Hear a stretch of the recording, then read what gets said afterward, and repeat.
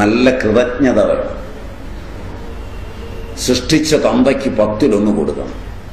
ഇല്ലെങ്കിൽ നിങ്ങളുടെയും മക്കളുടെയും രോഗം പോവില്ല. കാരണം ആദ്യത്തെ കോശം സൈഗോട്ട്, അതുണ്ടാകാനുള്ള മൗലിക സാധനങ്ങളിലൊന്ന് തന്തയുടെ ബീജം. അതില്ലെങ്കിൽ നിങ്ങളില്ല. വൈദ്യശാസ്ത്രവും നിങ്ങളുടെ പഠിത്തവും നിങ്ങൾ ഇന്നിട്ടിരിക്കുന്ന കളസവും അല്ല ജീവിതം. ഇതിന്റെ മൗലിക വസ്തു ആദ്യത്തെ സൈഗോട്ട്.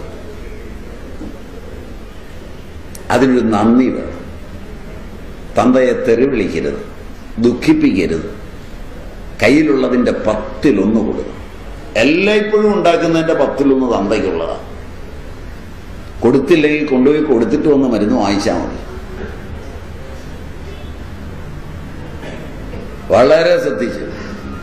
കൊടുത്തില്ലെന്നതോ പോട്ടെ, തന്തയെ തെറിയും കൂടെ വിളിക്കുകയാണെങ്കിൽ മരുന്നൊന്നും കഴിക്കണ്ട, പെട്ടി വാങ്ങിച്ചു വെച്ചാൽ മതി. നല്ല കൃതജ്ഞത വേണം. തള്ളയ്ക്ക് കൊടുക്കരുത്. കാരണം തള്ള തന്തയുടെ 1000 മടങ്ങ് ഗൗരവമുള്ള ഗുരുവാണ്. വയറ്റിൽ ഉദരത്തിലിട്ട് ഒരു നട ചവിട്ടിയതിന് നിങ്ങൾ ഉണ്ടാക്കിയത് മുഴുവൻ ആ കാൽക്കൽ വെച്ചാൽ മതിയാവില്ല. തന്ത ശപിച്ചാലും തള്ളയൊന്ന് ചിരിച്ചാൽ മാറും. തള്ള ഒരിക്കലും വിഷമിക്കരുത്. ഒരു കാരണം കൊണ്ടും. പെറ്റ തള്ളയെ നിന്ദിച്ചിട്ടും നിരാകരിച്ചിട്ടും വേദനിപ്പിച്ചിട്ടും പോയി 1000 തള്ളമാരുടെ കാല് കഴുകി കുടിച്ചാലും നിങ്ങൾ ഗുണം പിടിക്കില്ല. ഉറപ്പാ. അതുകൊണ്ട് പെറ്റ തള്ളയ്ക്ക് കൊടുത്ത് ചെറുതാകരുത്. പെറ്റ തള്ള എടുത്തിട്ട് വല്ലതും ഉണ്ടെങ്കിൽ നിങ്ങൾ കഴിച്ചാൽ മതി.